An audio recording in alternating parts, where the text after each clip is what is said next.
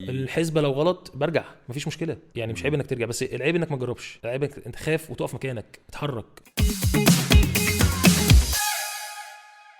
اخبارك يا عمر؟ الحمد لله. متحمس نكمل قصة طبعا ان البراند. شاء الله. نفسي في الحلقة دي نركز على عملت ايه في البداية يطمني كده وانا ببدأ في سوق جديد حتى لسه مش عارفه. تمام. انت بدأت صاروخ، يعني عمال تطلع لا تطلع مستحيل تطلع، مستحيل، ولا حصلش. ايه اللي حصل في ما البداية حصلش، لا بالظبط؟ طبعا، يعني تجربه مع تجربه، خطوه مع خطوه.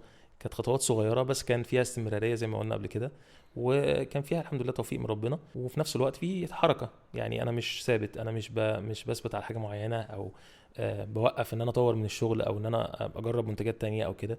فمع الوقت كان في حركه، في تطوير من الشغل، خطوات صغيره بس ثابته وفيها استمراريه، فبتؤدي ان في الاخر بتمشي الدنيا معاك، بتحط نفسك في السوق واحده واحده. فانت كأنك بتقول ان الموضوع مش بيجي مرة واحدة كده ببقى نجم النجوم في خالص، السوق ومش هيحصل. وحوت. مش هيحصل الا بالصدفه، يعني ممكن واحد من مليون بجرب. تحصل بالظبط، لكن لازم بتست وبجرب وبخش وبشوف واحط نفسي مع التجار ومع السوق واشوف الدنيا ماشيه ازاي. يعني انت في الاخر اخترت مجال بس ما اخترتش المنتج، فانت اخترت مجال سبيسيفيك دخلت فيه، خاصه ده هتلاقي جواه منتجات برضو خاصه بيه، وممكن تلاقي فيه تفرعات وتشعبات في حاجات كتيره. يعني معظم المجالات اللي انت هتختارها هيبقى فيها حته عامه انت دخلت فيها، في حتت خاصه بقى هتشتغل في انهي حته فيها. الملابس فيها اكتر من جزء، فيها اكتر من حته، فيها اطفال، فيها رجالي، فيها حريمي، فانت لازم بتتحرك جوه بقى المجال اللي انت اخترته. المكان اللي هختاره ايه، هشتغل في الحته دي، هركز في المنتج ده. وده بيحصل مع التجربه، ان انا اقعد مكاني واقول انا هعمل وشايف ان الحته دي هتمشي او كده، ده مش هيحصل. لازم تكون بتجرب وفي السوق وشمرت ونزلت واشتغلت، بتبان معاك الحاجات دي. فكأنك بتقولي ان التجربة دي هي مفتاح مظبوط. ولازم اعملها طول الوقت، طبعا. ولا هل في وقت بتحس انه خلاص كده انا ما مش لو هجرب تاني وقفت انت الدنيا وقعت، تمام؟ لو وقفت تطوير من شغلك وتجربه انت وقعت. انت حكيت لي قصة كده واحنا في الكواليس تمام. قبل التصوير عن حاجة شمرت ونزلت وجربتها في دبي. احنا شبه بعض شوية في انا النقطة دي. يعني عملت كده تيست كده في حاجه هناك وما وفقتش خالص. كنت اشتغلت كسيلز في المجال الفضه. طبعا انا قلت لك كان عندي فيدباك قديمه كنت جربت قبل كده ان انا اشتغل فيها وكده، فربنا كرم وطلعت جربت. قعدت هناك بحوالي يعني 3 شهور او 4 شهور، حدود الاربع شهور، وما وفقتش. بس انا يعني طبعا الحمد لله ان انا رحت، والحمد لله ان انا جربت، لان في كل حاجه وكل خطوه خدتها كانت فيها فايده، كان فيها نفع ليا. لو حد كان نصحك في البداية كده وقال لك البلد دي احسن من غيرها ومش لا عارف انا ايه، بجرب، ما انا كنتش جريء، بحب اجرب، ما عنديش مشكله، بس ما بكبرش. يعني بجرب وتجربتي بتحسب ممكن تبقى غلط. المغامرة دي؟ الحسبه لو غلط برجع، مفيش مشكله، يعني مش عيب مم. انك ترجع، بس العيب انك ما تجربش، العيب انك انت خايف وتقف مكانك، اتحرك. فانا بس بالنسبه لي طلعت بدروس طلعت. مستفادة اكيد ده فور وخبرة. شور. يعني انا النهارده بفضل الله احنا بنفتح البراند بتاعنا هناك، دي اكيد عندك فيدباك عن البلد دي ورحتها وزرتها، فده نفعك، ممكن نفعني بعد 8 9 سنين.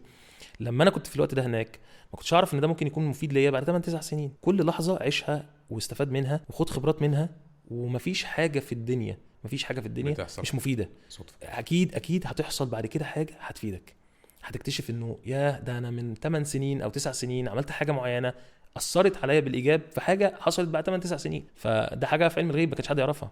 عشان مم. كده استفاد بكل لحظه انت فيها. يعني ما خافش من التجربة دي ان انا افشل؟ اطلاقا. يعني اطلاقا. انت فكرتني كده بكوت او مقولة في ريادة الاعمال اسمها fail fast fail often، او مظبوط. اخسر بسرعة مظبوط. واخسر كتير. مظبوط. كأنك بتقول يعني او عايزين منطقيه، نوصله منطقيه انه جدا. انا بتعلم من ده، الخساره بتعلم، الخساره بتعلم. وده طول الوقت بيحصل وانت في السوق. انا لازم هتخسر في حاجه وهتكسب في حاجه تانية. مم. لو بطلت تطور من نفسك وما بطلتش تخاف.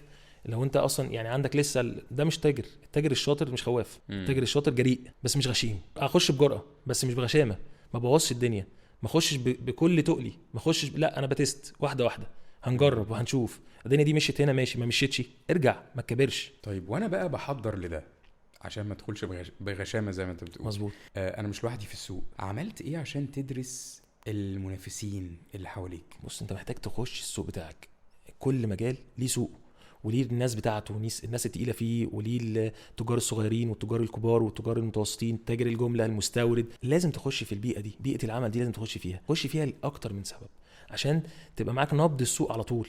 ما انت مش معزول عنهم، وفي نفس الوقت عارف الجديد ايه وحصل ايه، وهنا في منتج جديد نزل، وهنا في حاجه جديده نزلت. فلازم ابقى انا اوير بالكلام ده كله. احنا يعني التولز بقت بسيطه وسهله عند كل الناس، موبايلك في ايدك. احنا بنتكلم دلوقتي في حاجه، بتتكلم عن عربيه او بتتكلم عن تقسيط حاجه او شراء حاجه، بتفتح الفيسبوك بتلاقي ان هو جايب لك اعلان عنها. شغل السوشيال ميديا عندك، وظفها لصالحك، ممكن تخش بيها السوق بتاعك. اعمل فولو لكل الناس الجامده في المجال اللي انت هتخشه دوت، طور من نفسك، اتكلم كتير في الحته دي، اتفرج على فيديوز كتيره، املى دماغك محتوى بالحته دي.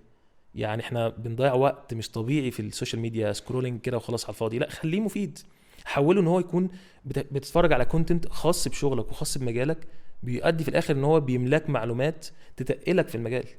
وده بقى يعني قمه السهوله. انت فكرتني انا وانا عميل، تمام. حتى ببقى نفسي اشتري مثلا شقه، عربيه، مظبوط. موبايل، ببقى اي حد بيكلمني عايز يبيع لي ده بشغله بكل امانه لحسابي، اللي هو أيوة. ايه، يقارن لي ما بين كل المنتجات، مظبوط. يعرفني كده السوق. مثلا مراتي، انت مش غريب بقى اللي بينا كبير بتستغرب جدا لما اعرض مثلا موبايل بتاعي للبيع وانا مش ناوي ابيعه، او أيوة. يعني عرضه سنه او سنه، الشقه بتاعتي اعرضها للبيع. ممكن تعرف بيها فبقول لها السوق، شكرا، تابعت بيها السوق. ببقى بالظبط هو ده اللي انا عايز بقول قيمه لها الموبايل أنا ده طول السنه دي ايه؟ قيمه الموبايل بتاعك ده طول السنه ايه؟ بالظبط. وقت ما احب اغيره هغيره بكذا، لان بالظبط. انا عرفت ان قيمته الفعليه في السوق كده، مش كلام على ورق، مش بجيب حاجه من الخيال، من وحي خيالي فانا متخيل ان السوق دلوقتي كده. لا، انت معاك نبض السوق، انت مع الناس، مع التجار الكبار، مع كل حاجه. انت مش محتاج تنزل السوق تقعد تلف فيه كل يوم. دلوقتي الموضوع بقى سهل، بس عايز تضيع من وقتك ومن مجهودك شويه، وتفضي دماغك وتفضي حته في دماغك للحته بتاعتك دي عشان تتميز فيها. والموضوع بقى سهل جدا جدا. حارة السوشيال مفتوحة ميديا الحالة. السوشيال ميديا دلوقتي خلت الموضوع سهل جدا. عشان تتابع وعشان تبقى اوير بكل صغيره وكبيره في السوق، هتبقى متابع وكل حاجه. وده برضو مهم جدا ليك حتى بعد كده في تسعيرك لمنتجاتك. انت النهارده اسعار الخامات والكلام ده بتتغير يوميا، حرفيا بتتغير يوميا. انت هتبقى متابع ازاي؟ هتبقى عارف ان البضاعه اللي معاك دي لو بعتها هتشتري قدها تاني ازاي؟ يعني احنا النهارده ممكن انت تيجي بعد فتره تلاقي نفسك كنت بتكسب، بس للاسف انت في الواقع خسرت لان انت ما تعرفش قيمه بضاعتك الجديده لو جبتها بكام. فانت محتاج ان انت تبقى اوير باسعار البضاعه يوميا. النهارده بكام منتجك، لو هجيبه جديد هجيبه بكام. لازم ابقى عندي النوليدج دي طول الوقت، لازم ابقى متابع طول الوقت. العالم سهل دلوقتي وسريع، اللي مش هيواكب التطور هيقع. فلازم انت تبقى موجود على طول. انا في الساحه وموجود وشايف وعارف ومدرك كل اللي بيحصل والمتغيرات اللي حواليا كلها. فده مهم جدا جدا في الفتره دي. فكرتني بحد كده كنت بتصل بيه واساله بقول له النهارده المنتج ده بكام؟ قال لي دلوقتي ولا الساعه اللي جايه ولا بعد قلت له يعني شويه؟ إيه؟ مظبوط. خلاص للاسف. لا، في المكالمه بتاعتنا دي دلوقتي للاسف فالموضوع ممكن تنزل تشتري بيتغير. بعد ساعتين ثلاثه يقول لك السعر اتغير. صح. وارد، بيحصل. صح. المنافسه مضره طول الوقت، يعني احنا بنخاف من المنافسين. مظبوط. ممكن ولا ممكن تكون نافعه ليا والمنتج بتاعي؟ بص، انا هضرب لك مثال بسيط خالص، واحنا كلنا يعني يمكن بنعيشه وبنشوفه قدامنا. الاسواق المشتركه اللي بيكون فيها نفس المنتج وبيتباع عند كذا تاجر، هل دي بتبقى نقطه قوه ولا ضعف؟ تبقى نقطه قوه. يعني المنافسه مش دايما ضعف ليك، المنافسه ممكن تبقى قاسم مشترك بينك وبين التجار اللي حواليك، فتلاقي ان الزبون بينزل يقول انا يعني ده سوق، فانا هيبقى بالنسبه لي ان انا هشتري من اي حد وهلاقي المنتج عند اي حد. فهنا المنافسه ما بقتش مؤذيه. المنافسه اللي تخليك تطور من نفسك في الشغل، اللي تخليك متابع، اللي تخلي اللي قدامك يبتكر فانت تبتكر حاجه اجمد منه وتفكر زيه وتمشي وراه.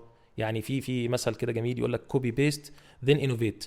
انت مش هتخترع العجله، بس اللي حواليك بيعمل ايه؟ بيطور، وانت كمان هتطور. هو هيعمل حاجه جديده، انت ممكن تكوبي بيست نفس الحاجه الجديده وتطور عليها وتضيف عليها حته تانية. احنا كلنا بنجري على ايه؟ مش عيب خالص، مش عيب. انت مش لازم تيجي تجيبها من الاول، ما يعني ابدا من حيث انتهى الاخرين. الناس موجوده وشغاله، كمل، شوف طور من الحته دي. شوف العميل محتاج ايه، شوف ايه اللي ناقصه. احنا كلنا عايزين ايه؟ نعمل نوفر النيدز بتاعت العميل. فخلاص احنا كلنا هي كونسبت واحده وكلنا بنسعى عليها. في الاخر انت عايز تكسب وين وين سيتويشن. انا عايز فلوس وعايز اقدم خدمه للعميل، ما هو العميل مش هيديني فلوسه كده على الفاضي. ففي الاخر انا عايز اقدمها له بايه؟ بحاجه مفيده ليه.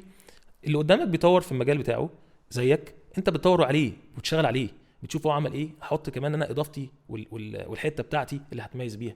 فحته المنافسه لا، انا شايفها طبعا لا، بتعمل ثراء للسوق وافكار جديده. ولا بالعكس. طب هسألك سؤال لسه جاي في دماغي دلوقتي. حلو جدا. دلوقتي لو انا طول الوقت عايز اجري عشان اعدي المنافسين اللي حواليا، ده مش صح. لا، بص في ورقتك، بص في ورقتك حرفيا. مم. هتعمل كده هتقع، هتفضل باصص اللي حواليك هتقع. انت بتبص بتتابع عشان تبقى اوير بالجديد في السوق، مش بتابع عشان اسابق الناس. انت بتسابقش الناس، انت بتسابق نفسك. انت بتسابق ان امبارح مش زي النهارده. لكن لو انا بصيت على حد حواليا مثلا بيستثمر بمبلغ تاني، او بيعمل ليه ظروف تانية، او ليه طريقه تانية، او مكان محله غير مكاني، او مش هينفع. هتوقع نفسك، هتحط هيدك على نفسك جامد جدا، وهتحط ستريس قوي جدا على نفسك ان انت ما عملتش ده. وانت مش مطالب انك تعمل ده، انت مطالب تكون احسن من امبارح، كل واحد وليه ظروفه، مش احسن من الباقي خالص.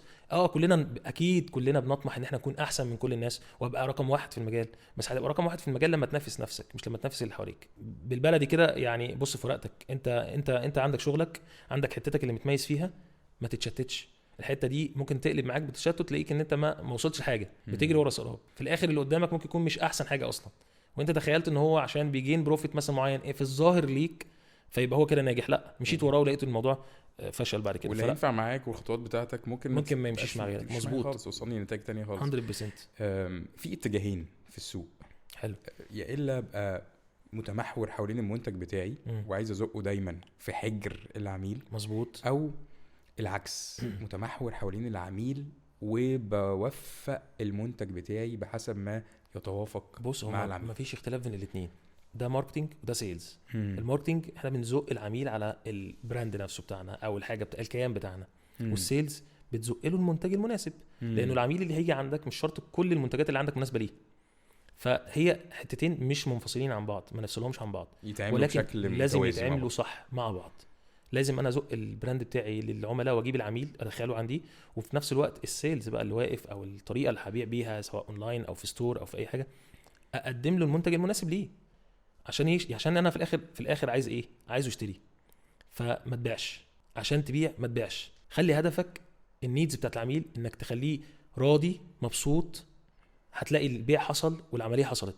طول ما انت بتحاول هبيع بزقه عافيه يخش عندي وبزق له المنتج عافيه، مش هيشتري. العميل لو لحظه حس انك بتبيع مش هيشتري. لا انا عايز اقف عند النقطه دي شويه. فور شور. عشان تبيع ما تبيعش خالص. فاول حاجه هدفي اعملها هي كانك بتقول كده اكسب ثقه العميل. مظبوط. قدم لي حاجه انا احب ان انا اكون فيها، احتياج ليا. مظبوط. فانت محتاج تدرسني قوي، تدرس احتياجاتي قوي. مظبوط. قبل ما تاخد اللي في جيبي. عشان كده قلنا قبل كده اكتر من مره، لازم تبقى عارف مين انت عايز، مين، عشان لما تدور على احتياجاته تبقى متاكد انه فعلا محتاج الحاجه دي. لكن انا لما تظهر لي بوضوح وبصراحه شديده جدا وتقول لي اشتري، انا هقلق، مش هبقى مرتاح. لكن لو انت حسستني بالحاله اللي انا هتحصل لي لو اشتريت المنتج بتاعك، انا هيبقى عندي شويه شغف ان انا اجرب الحته دي. او طب يعني حتى لو على سبيل التجربه في الاول، فهتفتح باب اسهل للبيع. لو هنقولها كده از سلوجان، ما تبيعش، عايز تبيع ما تبيعش. انا عايز الخص الجمله اللي انت قلتها دي. تمام. كانك بتقول ان البيع كده كده هيحصل، دي نتيجه لكنها مش غايه انا بجري وراها. مظبوط. بس الاول لازم ابني كده. لو جريت وراها هتبيع بس بصعوبه، هتصعبها على نفسك، هتبقى انت ما بنيتش الحته السهله. الثقه كده. يعني في التسويق يقول لك لو انت ما بتبيعش غير بخصومات، راجع كل البروسيس بتاعتك، في حاجه غلط. النقطه دي كنت لسه عايز اسالك فيها. ما ينفعش تبيع بخصومات على طول. مش انا عشان اكسب لازم احرق؟ لا الأسعار. بالعكس، او ابقى اقل من كل منافسين. حرق السعر ده مش شطاره. انت النهارده يعني ممكن يبقى في منتج ومنتج تاني ونفس المنتج، بس ده سعر وده سعر. لو السعر قليل ممكن تشك فيه، انت ممكن تقلق منه، وده بيحصل لنا كلنا ساعات. لما تحس ان حاجه رخيصه زياده عن اللزوم بتقلق من الكواليتي، مع ان ممكن تبقى هي هو شككك بان هو نزل بهامش الربح بتاعه خالص وحرقه خالص، وده مش كويس في السوق، مش كويس ليك حتى بعد كده. العميل بتاعك مش هيرضى يشتري منك تاني غير لما تحرق السعر. هو تعود ان انت من بتاع 99، فخلاص انا سعري 99. عارف انت مثلا الفكره بتاعت محلات 2.5 والحاجات دي. أيوه. انت بالنسبه لك لو دخلت جوه لقيت حاجه ب 400 500 جنيه هتشتريها؟ مش هتشتريها.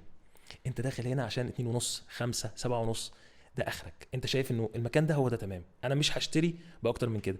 فلو انت فضلت تبيع بخصومات بس انا مش هتبيع بالظبط. انت خلاص زنقت نفسك في الحته دي، وده مش صح خالص في التجاره. لو انت ما بتبيعش غير بخصومات، محتاج ترجع الموضوع كله من الاول. انت كده ما عملتش ماركتنج صح، السيلز عندك مش شغال صح، منتجاتك مش عارضها صح.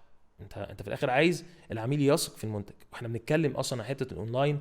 فانت محتاج تظهرها له مظبوط وتحسسه بالاحساس مظبوط. يعني انا وصلت في فتره من الفترات ان انا كنت بصور حاجتي في البيت عشان انا عايز العميل بتاعي يثق فيا. انا ما عنديش ستور، طب اعمل ايه؟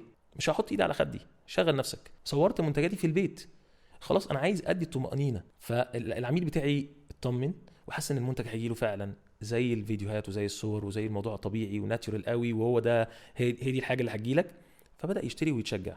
فاللي عايز اقوله انت في الاخر يعني لازم تبقى عندك حاجه تقدمها للعميل غير المنتج، وما تبقاش مركز قوي على البيع ولا الخصومات ولا الكلام ده. لا، انت في حاله بتقدمها في وقت معين بتضطر تعمل فيه خصم على حاجه معينه او على كده، بس مش هيبقى طول الوقت. انا قريت قبل كده انه العميل ما عندوش اي مشكله انه يدفع 10% اكتر، كمان 20% ازيد مقابل جوده واثق فيها وجوده جيده. كان في ريسيرش اتعمل كده يعني كان عصير برتقال ادوه للناس، كان معروف قوي الحته دي، ادوه للناس كتير يجربوه، 1 ب10 1 ب20 1 ب30، وكانوا هم كلهم نفس العصير ده، والناس اختارت، قالوا لما سألوهم احسن نوع ايه منهم قالوا 30. الناس حست ان الغالي اكيد هيبقى افضل وهو ده الافضل، وكان عنده ايحاء بكده، والايحاء ده اتنقل يعني حتى التيست ما لاحظش ان هي واحد. فانت هو شعور لا ادراكي انت غصب عنك بتخش فيه، الغالي ثمنه فيه اكيد فور شور.